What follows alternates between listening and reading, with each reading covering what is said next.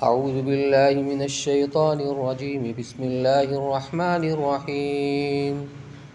والشمس وضحاها والقمر إذا تلاها والنهار إذا جلاها والليل إذا يغشاها والسماء وما بناها والأرض وما طحاها ونفس وما سواها فألهمها فجورها وتقواها قد أفلح من زكاها وقد خاب من دساها كذبت ثمود بطغواها إذ انبعث أشقاها فقال لهم رسول الله ناقة الله وسقياها فكذبوه فعقروها فدمدم عليهم ربهم بذنبهم فسواها ولا يخاف عقباها.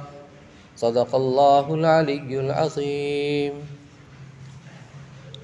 یہ سورہ شمس ہے جس کی 15 آیتیں اور 1 رکوع ہے. یہ بھی مکہ میں نازل ہونے والی سورت ہے. بسم اللہ الرحمن الرحیم. والشمس وضحاها. اس سورت میں بھی اللہ تعالیٰ نے اپنی مخلوقات میں سے چند چیزوں کی قسم اٹھائی ہے. سب سے پہلے فرمایا قسم ہے سورج کی اور اس کی روشنی یعنی دھوپ کی. ضحیٰ کے ایک معنی چاشت کے وقت کے بھی آتے ہیں. چاشت کے وقت میں سورج بلند ہوتا ہے اور روشنی کو پوری طرح بکھیر دیتا ہے اور اس وقت میں سورج کو دیکھنا ممکن بھی ہوتا ہے. اس لیے ایسے وقت کا انتخاب کیا گیا جس میں سورج کی روشنی پوری ہو اور اس کو دیکھنا ہی ممکن ہو. اس میں اللہ قدرت کاملہ کی دلیل ہے. والقمر اذا تلاہا. اور قسم ہے چاند کی جب اس کے پیچھے آئے. یہاں مراد ہے 14ویں رات کا چاند.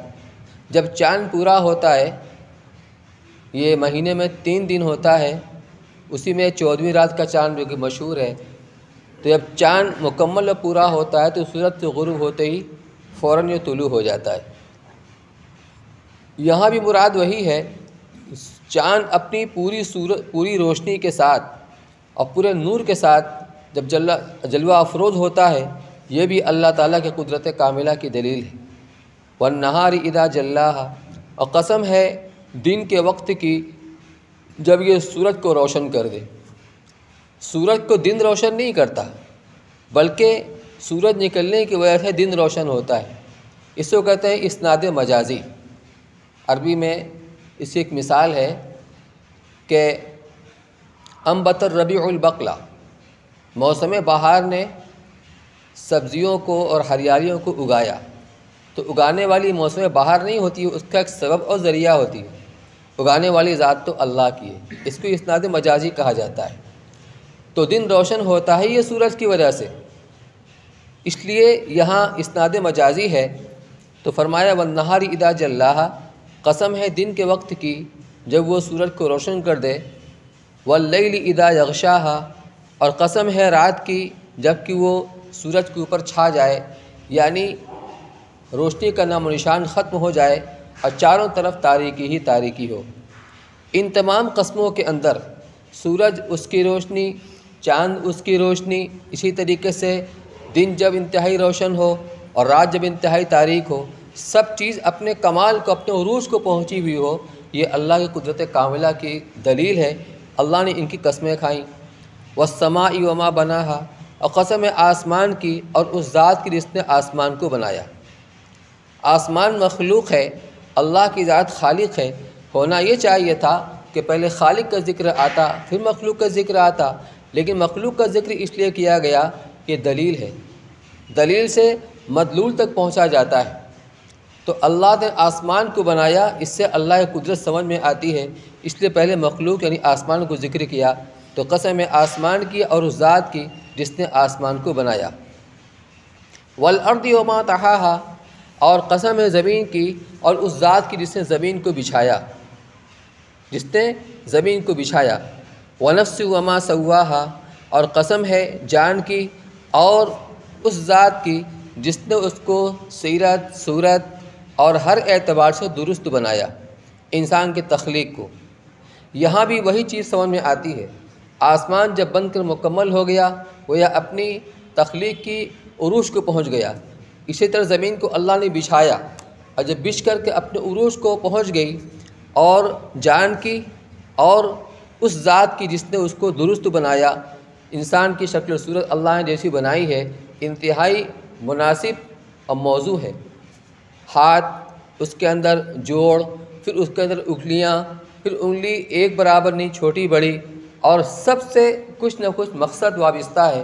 اسی طریقے سے انسان کی آنکھ، اس کا ناک، اس کا کان، اس کی زبان، اس کا منہ، ہر چیز اللہ نے ایک متناسب انداز میں بنائی، تو اس کو صورت کے اعتبار سے اور اس کو سیرت کے اعتبار سے اور ہر اعتبار سے اس کو درست بنایا۔ فَأَلْهَمَهَا فُجُورَهَا وَتَقْوَاهَا، اور اسی ذات نے اس کے اندر، فجور کہتے ہیں علانیہ گناہ کرنا، بد کرداری، اور وتقواها، اور تقوا کو اللہ نے اس کے اندر، انسان کے اندر رکھا، یعنی تقوا کی بھی استعداد ہے اور فسق و فجور کی بھی استعداد ہے۔ انسان اس استعداد کا اپنی اختیار سے استعمال کر کے یا وہ تقوا کا راستہ اختیار کرتا ہے یا فسق و فجور کا راستہ اختیار کرتا ہے، اللہ نے اس کو اس کا اختیار دیا ہے، لیکن استعداد دونوں کی ہے۔ اگر استعداد نہ ہو تو پھر تکلیف کا مطلب کیا ہوتا ہے، امتحان کا مطلب کیا ہوتا ہے۔ ایک نابینا آدمی ہے، وہ کچھ دیکھ نہیں سکتا، اگر وہ بدنگاہی نہ کرے اس کا کمال کیا ہے؟ وہ تو چاہ کر بھی نہیں کر سکتا، وہ چاہ کر بھی نہیں کر سکتا۔ کمال تو اس کا ہے جو بدنگاہی کر سکتا ہے لیکن پھر اللہ کے ڈر اور خوف سے بدنگاہی سے بچے، تو اس کے اندر دونوں استعداد ہے، بچ بھی سکتا ہے اور اس کا شکار بھی ہو سکتا ہے۔ اسی لیے اسی طرح انسان کے اندر اللہ نے دونوں استعداد رکھی ہے، گناہ کرنے کی بھی اور نیکی کرنے کی بھی۔ انسان نیک عمل کرتا ہے، اس عمل کے خالق بھی اللہ ہیں۔ انسان برے عمل کرتا ہے، اس برے عمل کے خالق بھی اللہ ہیں، لیکن وہ انسان اس عمل کے کرنے میں مجبور نہیں ہے، اللہ نے اس کو اختیار دیا ہے۔ وَهَدَيْنَاهُ النَّجْدَيْنِ، پچھلی صورت میں آ چکا ہے، ہم نے انسان کو دونوں راستے دکھلائے، یعنی شر کا راستہ بھی، خیر کا راستہ بھی، کامیابی کا راستہ بھی، ناکامی کا راستہ بھی۔ پھر انسان اپنے اختیار سے کسی ایک راستے کو اختیار کرتا ہے، اسی کے اعتبار سے نتیجہ مرتب ہوتا ہے، یا آخرت میں کو سزا ملے گی یا جزا ملے گی۔ تو پھر اس جان کے اندر، اس نفس کے اندر اس کے بد کرداری کو اور اس کے پرہیزگاری کا اللہ نے القاء کر دیا، الہام کر دیا۔ قد افلح من زکاہا، تحقیق کہ وہ شخص مراد کو پہنچا، کامیاب ہوا جس نے اس کا تزکیہ کر لیا۔ من زکاہا، جس انسان نے اپنے نفس کا تزکیہ کر لیا۔ تزکیہ کسے کہتے ہیں؟ تزکیہ کہتے ہیں ظاہر اور باطن کے اعتبار سے جو اللہ کے احکامات ہیں ان کو انسان ہر حال نہ پورا کرے اور اللہ کے نافرمانی سے اپنے آپ کو بچائے۔ ظاہر کے اعتبار سے بھی، باطن کے اعتبار سے بھی۔ کچھ اعمال وہ ہوتے ہیں جن کا تعلق انسان کے ظاہری اعضاء سے ہوتا ہے، کچھ اعمال وہ ہوتے ہیں جن کا تعلق انسان کے باطنی اعضاء سے ہوتا ہے، یعنی قلب اور دل سے ہوتا ہے۔ بدگمانی ہے، اسی طریقے سے کچھ نظریات ہیں وغیرہ وغیرہ۔ تو ہر اعتبار سے، ظاہر کے اعتبار سے بھی اور باطن کے اعتبار سے اپنے آپ کو سنوارنا، تقویٰ کا راستہ اختیار کرنا، گناہوں سے بچنا۔ تو یہ اس صورت پہ ترجمہ کیا جائے گا جب من کا سے مراد لیا جائے اس نفس کو جس کو اللہ نے پیدا کیا ہے، اور اگر اس سے مراد اللہ کی ذات ہے تو یہ بھی صحیح ہے کہ وہ شخص کامیاب و بامراد ہو گیا، اللہ نے اس کا تزکیہ فرما دیا، جس کو برائیوں سے بچا لیا اور اس کا نفس مزکہ مجلہ ہو گیا۔ وقد خاب من دساہا، اور وہ نامراد ہوا جس نے اپنے نفس کو برائیوں کے دلدل میں دھسا دیا، یا اللہ نے اس کے نفس کو برائیوں کے دلدل میں دھسا دیا۔ یہاں مطلب وہی ہے کہ انسان جو بھی عمل کرتا ہے اچھا یا برا اپنی اختیار سے کرتا ہے، لیکن اس عمل کا خالق اللہ ہوتا ہے، اس عمل کا خالق اللہ ہوتا ہے۔ ایک مثال سے میں اس کو سمجھاؤں، استاد شاگرد سے کہتا ہے کہ بیٹا محنت سے پڑھو ورنہ امتحان میں فیل ہو جاؤ گے، لیکن وہ استاد کی بات نہیں سنتا اور محنت نہیں کرتا، محنت سے جان چراتا ہے۔ پھر امتحان گاہ کے اندر بیٹھ کر وہ لکھتا نہیں، چونکہ پڑھا نہیں تو لکھے گا کیا؟ تو استاد اس کو فیل کر دیتا ہے۔ اس کو فیل کر دیتا ہے۔ پھر استاد کہتا ہے یہ میں نے فیل نہیں کیا ہے، تم فیل ہوئے، حالانکہ فیل استاد نے کیا ہے، لیکن کیوں فیل کیا؟ اس لیے کہ اس نے کام ہی ایسا کیا تھا۔ تو خالق عمل کا اللہ ہے، کاسب اس کا بندہ ہے۔ انسان صحیح راستہ اختیار کرتا ہے، اللہ اس کے اعتبار سے عمل کو مرتب کرتا ہے، اس عمل کو پیدا کر دیتا ہے۔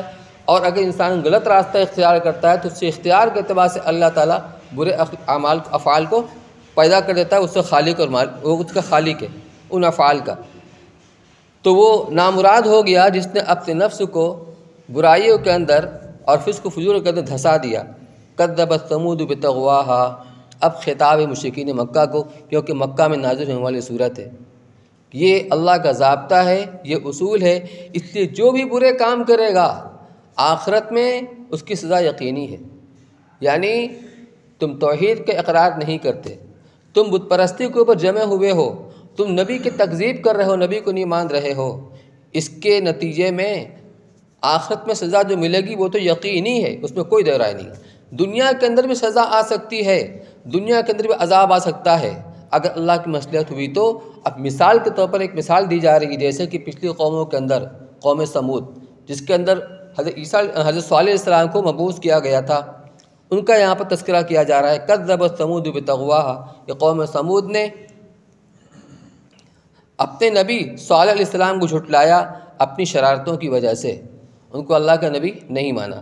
اذ انبعث اشقاہا، یہ اس وقت کی بات ہے جب ان میں کا بدترین شخص، سب سے زیادہ بدبخت، اس کا نام تھا قیدار، یہ وہی شخص تھا جس نے حضرت صالح علیہ السلام کی وہ اونٹنی جو بطور معجزہ کے پیدا ہوئی تھی اس نے قتل کیا تھا۔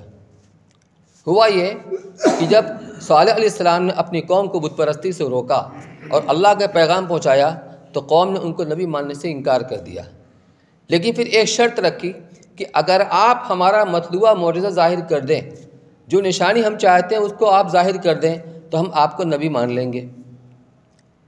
چنانچہ ان لوگوں نے مطالبہ یہ کیا کہ سامنے جو پہاڑی ہے اس میں سے آپ ایک اونٹنی نکالیے، اور وہ اونٹنی نکلتے ہی وہ بچہ جنے، یہ ان کا مطالبہ تھا۔ تو جب اللہ تعالیٰ نے حضرت صالح علیہ السلام کے ہاتھ پر اس معجزے کو ظاہر کیا کہ اس پہاڑ میں سے اونٹنی نکلی اور نکل کر اس نے بچہ دیا، یہ اونٹنی چونکہ معجزہ کے طور پر پیدا ہوئی تھی، جو توالد تناسل کے سلسلہ ہے اس اعتبار سے پیدا نہیں ہوئی تھی، اس لیے ناقۃ اللہ کہا گیا کہ اللہ کی اونٹنی، اس اعتبار سے اللہ کی طرف اس کی نسبت ہے کہ اللہ کے حکم سے بطور معجزہ کے پیدا ہوئی تھی، ظاہر ہوئی تھی۔ اس بستی کے اندر ایک کنواں تھا، اسی کنویں کے اوپر اس بستی کے تمام لوگ اپنے پانی کی ضروریات پوری کرتے تھے اور اپنے مویشیوں کے پانی بھی اسی کنویں سے پلاتے تھے۔ جب یہ اونٹنی ظاہر ہوئی تو بہت سے لوگ ایمان لے آئے حضرت صالح علیہ السلام کے اوپر، اور بہت سے اور لوگ بھی ایمان لانے کے قریب تھے کہ قوم کے جو سردار قسم کے لوگ تھے، جو بااثر لوگ تھے، ان لوگوں نے ان کو منع کر دیا کہ نہیں، تمہیں ایمان نہیں لانا ہے، ان کو روک دیا۔ پھر صالح علیہ السلام نے یہ طے کیا کہ یہ اونٹنی ایک دن کنویں کا پانی پیے گی اور ایک دن بستی کے سارے لوگ اور ان کے مویشی پانی پئیں گے، کیونکہ یہ اونٹنی ایک کنویں کا پانی پیتی تھی تو پورا پانی ختم کر دیتی تھی، چونکہ بطور معجزہ کے پیدا ہوئی تھی تو کسی کے لیے پانی بچتا نہیں تھا۔ تو ایک دن یہ اونٹنی اور ایک دن قوم کے لوگ اور ان کے مویشی یہ پانی کو پیتے تھے اور استعمال کرتے تھے۔ یہ سلسلہ جب چلا تو ان کو ناگواری ہوئی، ان کو برداشت نہیں ہوا کہ نہیں، کسی طریقے سے اس کو قتل کر دیا جائے تاکہ جو ایک دن کا ہمارا حصہ رہ جاتا ہے وہ بھی ہم کو ملے اور روز ہم پانی اس میں سے استعمال کریں۔ صالح علیہ السلام کو بھنک لگی تو انہوں نے سمجھایا، ناقۃ اللہ و سقیاہا، فقال لهم رسول اللہ ناقۃ اللہ و سقیاہا۔ جب ان کو بھنک لگی تو انہوں نے ان کو سمجھایا اور کہا اللہ کے پیغمبر نے کہ اللہ کی اونٹنی ناقۃ اللہ اور اس کو پینے سے احتراز کرنا، اس کے ساتھ کوئی برا عمل غلط عمل مت کرنا، یہ انہوں نے ان کو سمجھایا۔ فکذبوہ فعقروها، لیکن انہوں نے اس کو جھٹلا دیا، صالح علیہ السلام کو جھٹلا دیا۔ وہ جو اونٹنی بطور معجزہ کے ظاہر ہوئی تھی اس کے قتل کے درپے ہوئے، اور یہ ان کی نبوت کی دلیل تھی، اسی لیے بہت سے لوگ مسلمان ہوئے تھے، یہ ان کی نبوت کی دلیل تھی، ان کا معجزہ تھا۔ یہاں وہی مراد فکذبوہ، انہوں نے اس کو جھٹلا دیا، فعقروها، نتیجے کے طور پر اس اونٹنی کو قتل کر ڈالا۔ فدمدم علیہم ربہم بذنبہم فسواها، اب صالح علیہ السلام نے ان کو وارننگ دی کہ 3 دن کے بعد تمہارے اوپر عذاب آئے گا۔ پہلا دن یہ سب کے چہرے سرخ ہو جائیں گے، پیلے پڑ جائیں گے۔ دوسرا دن جب آئے گا سب کے چہرے سرخ ہو جائیں گے، اور تیسرا دن جب آئے گا سب کے چہرے سیاہ ہو جائیں گے، اور چوتھے دن عذاب آ جائے گا۔ یہ ان کو وارننگ دی صالح علیہ السلام نے۔ تو فدمدم علیہم ربہم بذنبہم فسواها، ان کے اوپر ان کے پروردگار کی طرف سے ان کے گناہوں کے سبب، جو انہوں نے جرم کیا تھا اس کے سبب ان کے اوپر اس کا عذاب کا مہ برسا، یعنی مسلسل ان کے اوپر عذاب آیا۔ چنانچہ قرآن کی دوسری آیت سے معلوم ہوتا ہے کہ ایک تو ان کے اوپر زلزلہ کا عذاب آیا، بھیجا گیا، اور اوپر سے ایک فرشتے نے جو چنگھاڑ، ایک چیخ ماری، جس سے وہ سب اپنی جگہ بیٹھے بیٹھے گھروں کے اندر لڑک گئے اور اسی میں مر گئے، سب کے سب ختم ہو گئے۔ فسواها، اور پھر اس عذاب کو اللہ نے عام کر دیا۔ سبب ذریعہ اس کا وہ کردار تھا جس نے اونٹنی کو قتل کیا تھا، اور اس کے ساتھ کچھ لوگ شریک بھی تھے، لیکن یہ پوری قوم کا فیصلہ تھا، اس لیے اس عذاب کو سب پر عام کر دیا گیا۔ ولا یخاف عقباها، اور اللہ تعالیٰ کو کوئی اندیشہ نہیں ہوا کہ اس کے پیچھے کیا ہوگا۔